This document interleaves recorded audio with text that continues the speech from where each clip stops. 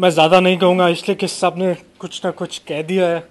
मैं ये कहूँगा, एक अपील है, इसलिए कि जो हमारे पेरेंट्स की जनरेशन है उन्होंने बहुत मेहनत और ईमानदारी से जो हमारी जनरेशन है उसे हमारे रूट से कनेक्टेड रखा था।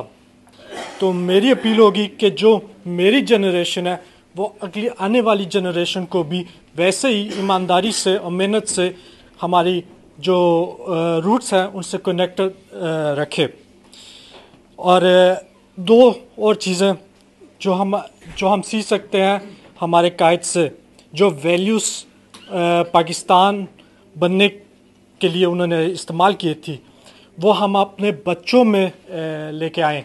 जो दो वैल्यूज़ थे वो थी मेहनत और ख्वाब देखने की एक काबिलियत। और ये हम अब बात हो रही थी कि डेनमार्क की सिचुएशन पे, तो ये दो चीज़ें हम अपनी जनरेशन और आने वाली जनरेशन में पा दें तो हम चेंज यहाँ लेके आ सकते हैं। जो थी मेहनत और ख्वाब देखने कि बड़े ख्वाब देखें, इसलिए कि पाकिस्तान भी एक बड़े ख्वाब से बना था जो देखा जाए तो इम्पॉसिबल था उस टाइम पे। बाकी मेहनत और ख्वाब, ये दो चीज़ें सब कुछ पॉसिबल कर सकते हैं। यही मैं कहूँगा। शुक्रिया।